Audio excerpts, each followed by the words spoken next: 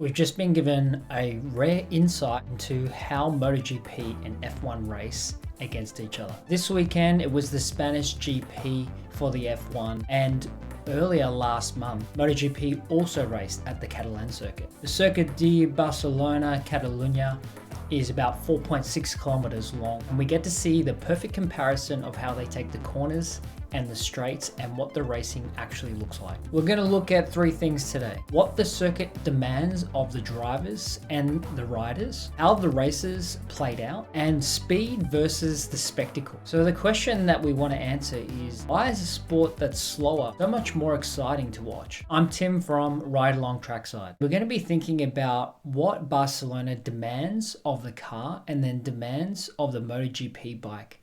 It's very different. And when you use those different machines on this track, you get a different result, but it's actually the racing that makes it so much more exciting. And even though a MotoGP bike goes 24 seconds slower around that circuit, is way more exciting. It's 4.657 kilometers of technical turns with only one main straight. For those of you that have seen MotoGP at Barcelona, the thing that I always think of is iconic turn 5.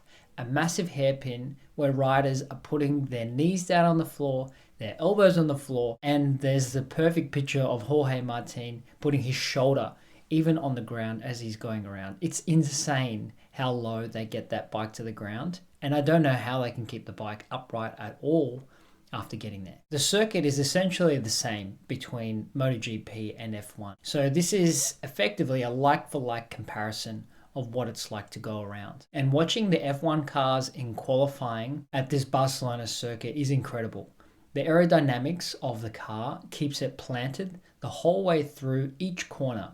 So you can see the amount of speed where they're flying through each corner, and a MotoGP bike obviously needs to slow down so much around those corners in order to get around the track. Often described as an aerodynamic circuit, what the engineers design in an F1 car and how they want them to perform is what you see on the track at Barcelona. The aero makes a massive difference watching that downforce. So what generally happens here is that the fastest car will win on the day at Barcelona. But it's generally a different story with MotoGP. It's the rider that makes the difference.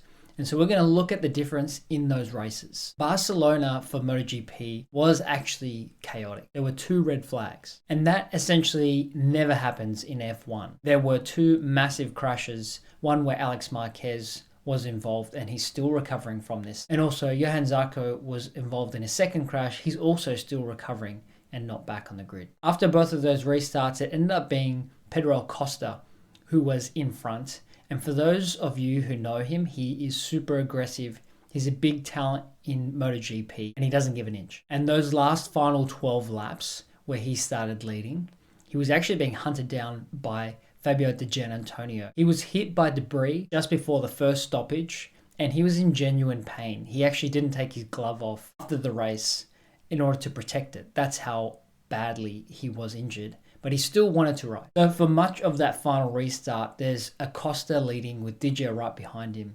And with 3 laps to go, Digia overtakes him. He waited for his moment and he took it. Ended up being Digia on top, then Aldeguer, then Bagnaia. It was a big day for Digia and an extremely exciting race, which was completely unpredictable. Now let's compare it to the F1 race that's just been on. Hamilton wins his first race in the Ferrari red. It's his 106th win. It's actually an amazing story, and there was a lot of strategy to this race in order for Hamilton to take this win. He was on a 3-stop strategy, and he was essentially competing directly with Russell and Antonelli on a 2-stop strategy in their Mercedes. The Mercedes and the Ferrari are the fastest cars on this circuit, and so the expectation would be for one of them to win.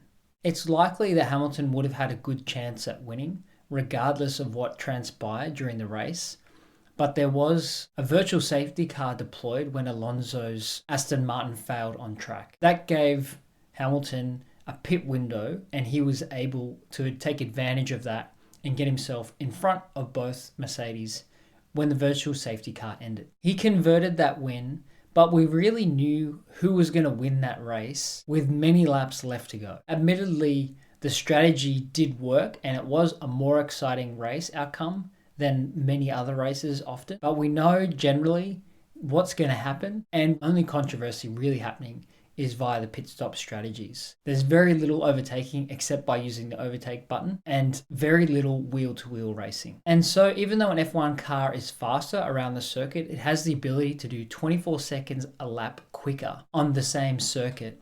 During the race, it never reaches those speeds because they're managing tires. And the storyline is generally not that exciting during the race. When we look at the direct comparison at Barcelona this year, for the MotoGP bikes, there was 2 heavy crashes. It wasn't clear who was going to win at all at any stage of this GP. And there were multiple manufacturers competing for the win. Aprilia at one stage, Ducati and KTM all had a chance. We had a rider in pain who ended up taking the lead in the final 3 laps. And the leader of that final sprint ending up having mechanical failure. We didn't know what the podium was going to look like at any stage. In the F1, on the other hand, the fastest car around that circuit essentially won the race. Hamilton qualified in second, he was on the front row, and he had a great strategy, and it is exciting for him to get this win for Ferrari, but the racing just was not as exciting. Not that much happened in the race, other than a bunch of cars